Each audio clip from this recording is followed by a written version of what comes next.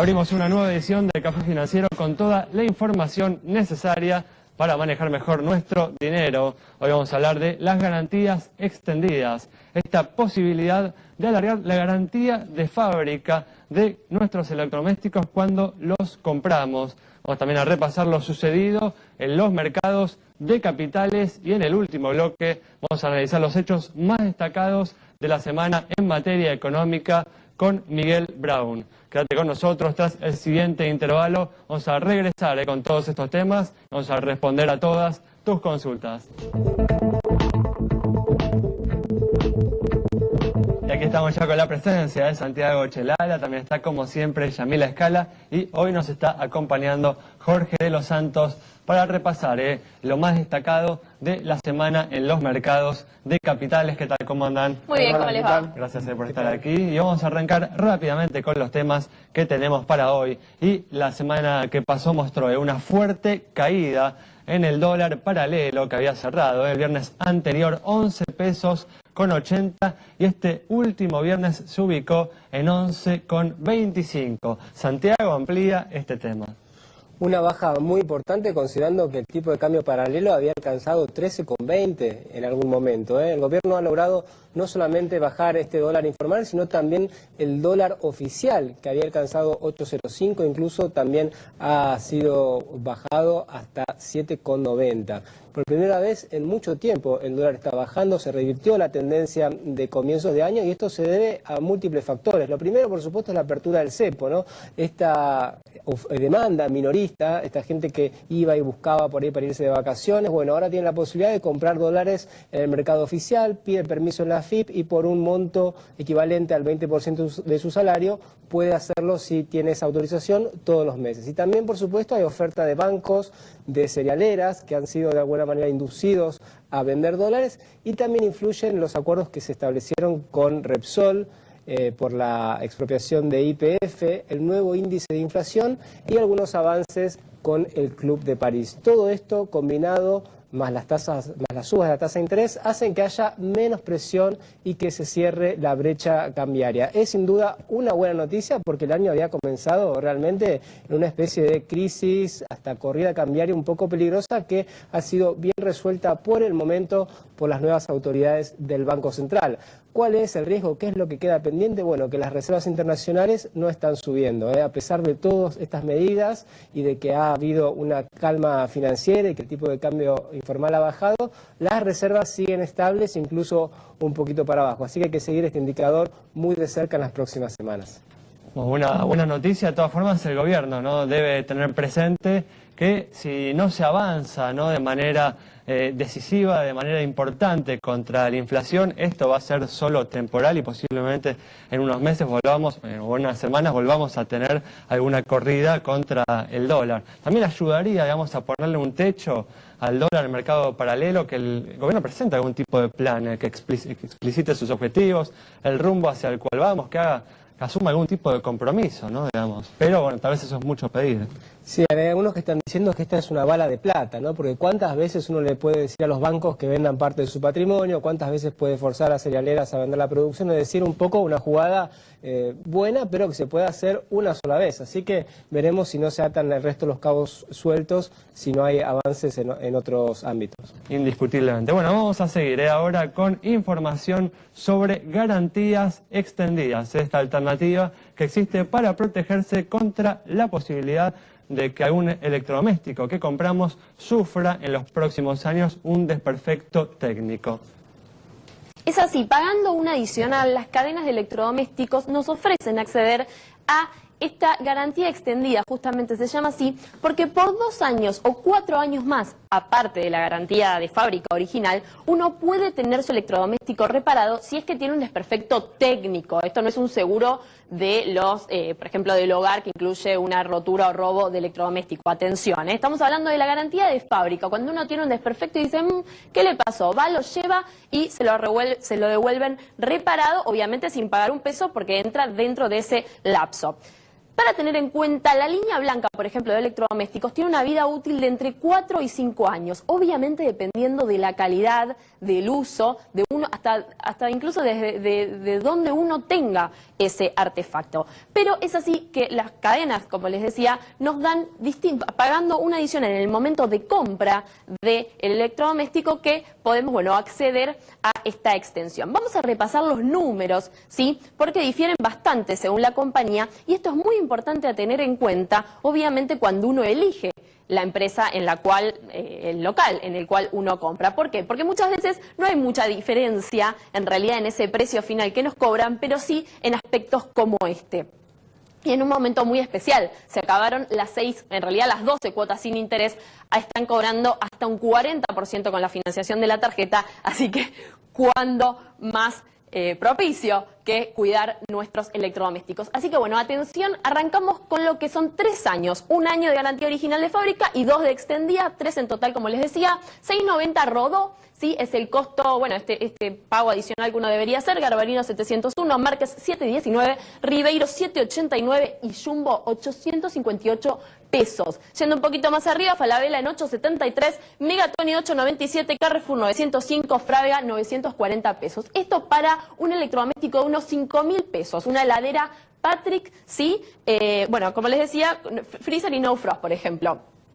Si pasamos a lo que es 4 años adicionales a ese año de garantía, o sea, 5 años en total, lo que tenemos obviamente son valores más caros, pero más cobertura. 1.159 para Márquez, Rodó 1.256, Garbarino un poquito más arriba, Jumbo en 1.370, Carrefour 1.386, Megatoni 1.390 y Frávega ya en 1.434. Si uno esto lo divide por los meses en los cuales está siendo cubierto, está entre 20 y 30 pesos para lo que son 3 años y 24 y 30 también más o menos para lo que son 5 años. En realidad eso sería lo que uno pagaría por mes o si tiene el artefacto financiado. Así que bueno, importante conocerlo en el momento de tomar la decisión de compra y para justamente cubrirnos si tenemos un desperfecto técnico.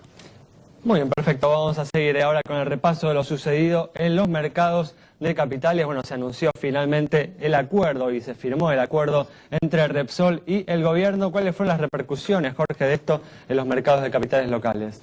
En realidad cerró la semana con una noticia fuerte que fue el acuerdo Repsol-YPF. En realidad para los mercados era una noticia esperada, ya descontada en cuanto al papel, a la acción local y la acción en el exterior, pero en realidad es un camino correcto que se empezó a desandar. Quedan otros como el CIAD y Club de París y demás, ¿no? Pero una noticia que en realidad, independientemente si es 5.500, 6.000 o más dólares, el mercado financiero estaba esperando el cierre de esa propuesta, ¿no? Muy bueno, vamos a seguir hablando de este tema a lo largo del programa, pero ahora nos vamos a un corte, quédense ahí, en instantes estamos nuevamente de regreso.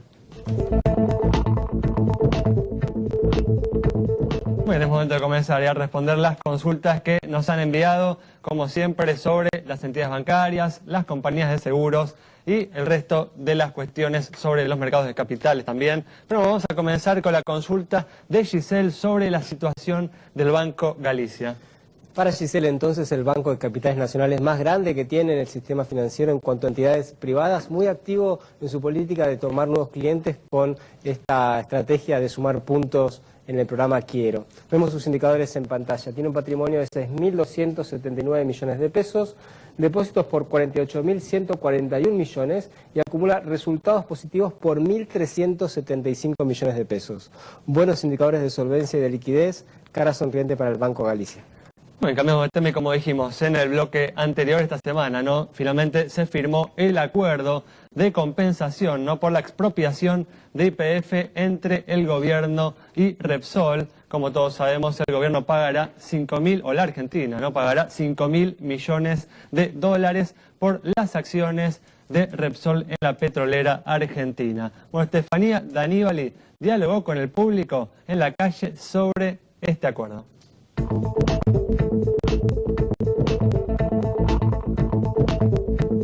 Café Financiero dialogó con los argentinos para saber su opinión sobre este acuerdo y sobre el futuro energético de nuestro país. Parece que está bien, que está perfecto y bueno, espero que vaya para bien. ¿Por qué cree que el gobierno cambió su postura tan bruscamente sobre este asunto? Y me parece que no le quedaba otra. En el país creo que internacionalmente tiene un descrédito muy grande y tengo mis serias dudas de que vayan a haber capitales importantes mientras que se mantenga esta política internacional. Estoy de acuerdo con la redundancia en el sentido de que había que acordar con los propietarios de una empresa que ha sido expropiada. Ahora, estoy en desacuerdo con los términos. La verdad me parece que quizás en un principio no deberíamos habernos metido en ese lío y hoy nos compramos una deuda que la vamos a pagar todos nosotros por los próximos 20 años. No estoy muy de acuerdo en que nosotros le tengamos que pagar que antes nos estuvo sacando. ¿Está bien? Pero bueno, si es para beneficio de los argentinos y el gobierno cree que está bien, estoy de acuerdo. Mira, me parece una situación absurda porque, digamos, primero provocamos eso y después ahora estamos festejando el arreglo.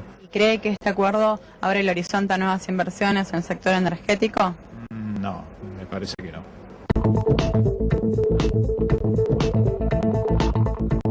Independiente, ¿no?, de las objeciones que se le puedan poner al acuerdo, es un paso importante y necesario para que la Argentina retome, ¿no?, su intervención en los mercados de capitales internacionales, ¿no?, para que pueda justamente financiarse nuevamente los mercados internacionales y se constituya nuevamente, ¿no?, como un destino atractivo, ¿no?, para la inversión extranjera. Sí, Ale, aunque a priori el número parece bastante amplio, ¿no?, bastante grande, porque hay que sumar una garantía adicional de 1.000 millones, intereses, etcétera. Evidentemente los beneficios de esto hay que buscarlo no solamente en el acuerdo con Repsol, sino en lo que sea atraer inversiones al país de otros ámbitos, de otras fuentes, porque esto trasciende exclusivamente, o lo que es exclusivamente el acuerdo con Repsol. Indiscutiblemente, indiscutiblemente. Bueno, también lo había dicho justamente Jorge en el bloque anterior, ¿no?, sobre la importancia que tiene, ¿no?, para restituir los vínculos, ¿no?, de la Argentina con el mercado internacional, tanto de capitales, ¿no?, como, bueno, como también político, ¿no? Eso lo habías comentado vos también en el bloque anterior. Bueno, antes de cerrar este bloque, vamos a terminar el repaso de lo sucedido en los mercados de capitales internacionales ahora. Sí, en realidad los mercados internacionales terminan un febrero con récord histórico, después de un enero complicado en Estados Unidos, principalmente por el tema del clima. Eurozona en general entrando en una zona de peligro con el tema de la inflación anual, nada más que el 0,8. Habían estipulado que abajo del 1 es complicado, marcaron un 0,8 y ahí hay señales de alarma, ¿no? Se esperan que puedan haber estímulos para la eurozona. Muy bien, perfecto. Ese es el panorama entonces internacional, con la recuperación afirmándose en los Estados Unidos, pero todavía con señales de alarma en lo que es la economía europea, que no termina de repuntar. Bueno, vamos a cerrar este bloque respondiendo, como siempre hacemos, a una última consulta sobre la situación de una compañía de seguros. Y atención antes, porque arrancaron las inscripciones para la especialización en seguros de la Universidad de El Salvador, un curso de posgrado que empieza en abril con formación específica en lo que es el sector asegurador. Así que bueno, para tenerlo en cuenta. Y vamos con los datos de Nación Seguros, esta empresa que presenta un activo de 2.424 millones de pesos, pasivo 1.922 millones, patrimonio 501 millones, resultado positivo 77 millones de pesos, primas 907 millones, se informa 2.851 juicios. Indicadores positivos y que van en línea con los del promedio del mercado. Semáforo verde para Nación Seguros. Muy bien, información siempre importante que deben tener en cuenta al momento de contratar a su compañía de seguros. Siempre es importante informarse acerca de los balances, de la situación de solvencia de las compañías antes de firmar un contrato con ellas. Bueno, cerramos este bloque. En el próximo vamos a estar hablando con el economista Miguel Brown sobre los hechos más destacados en materia económica de los últimos 7 días.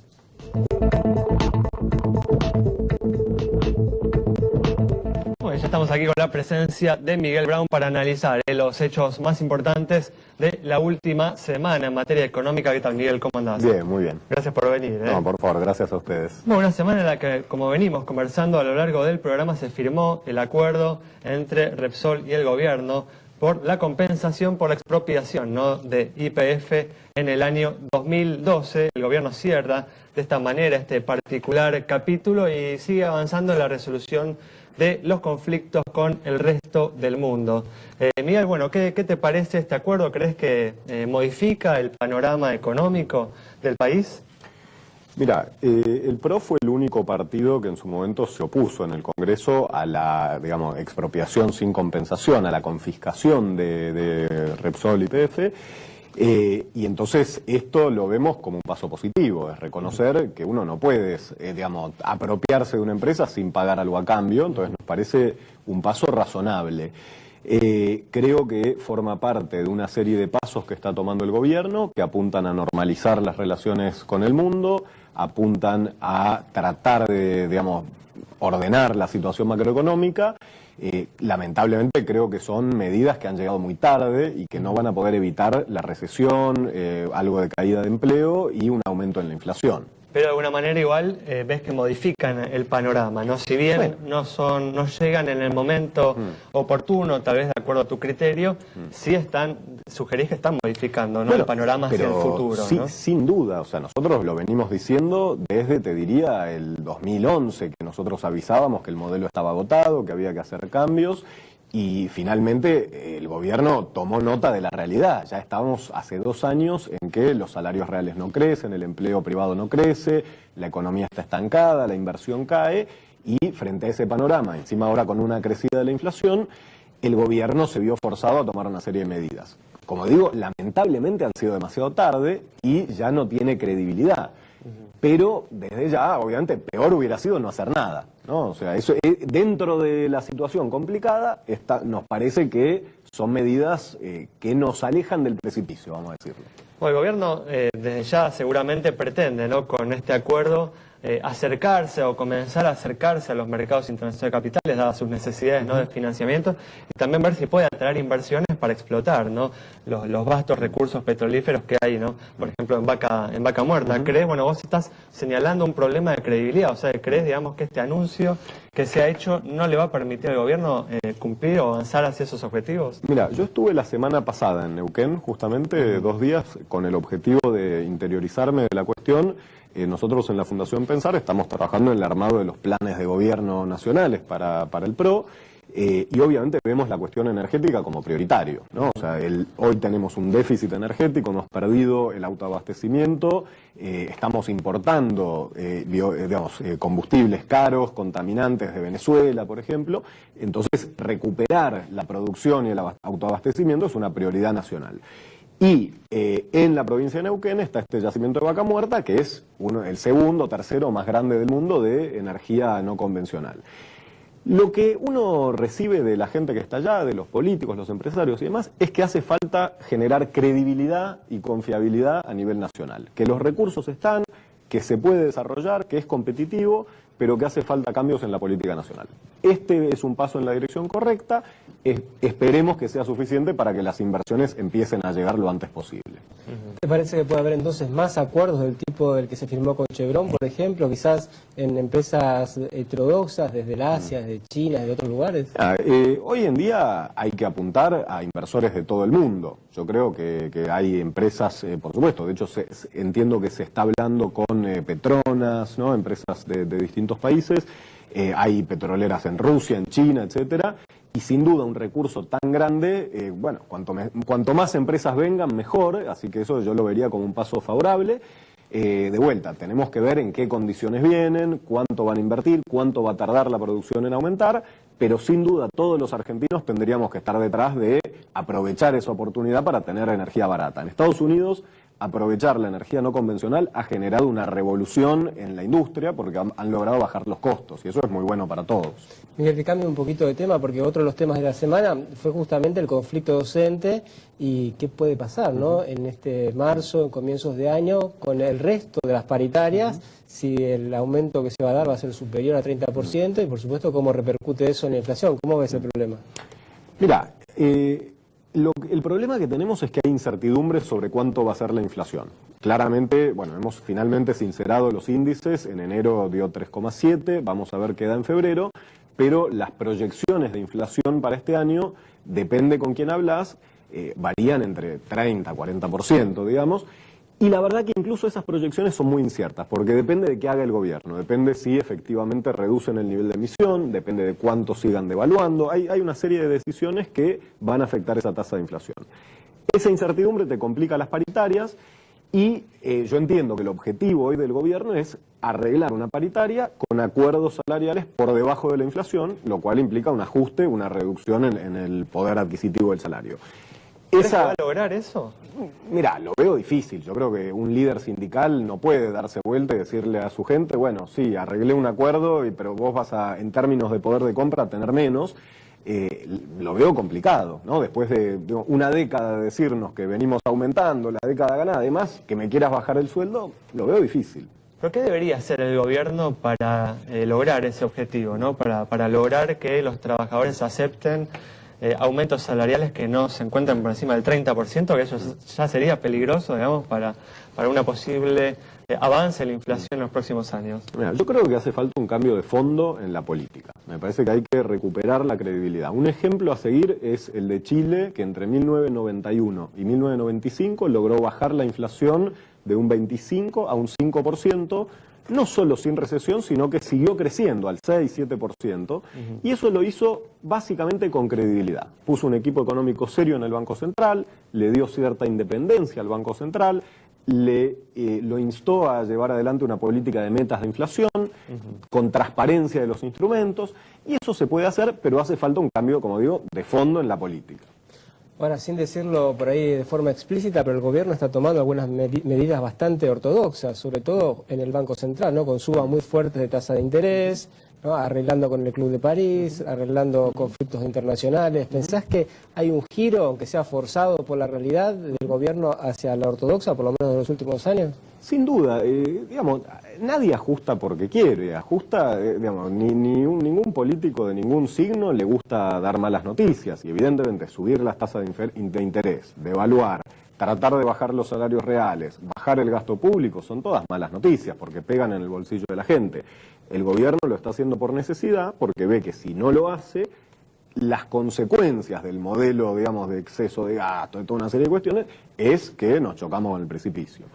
De todas formas, por lo que decías antes, estas medidas que está tomando de esta manera el gobierno no van a ser suficientes para frenar la inflación, por lo que decías antes. No, por supuesto, no, por sí solas no.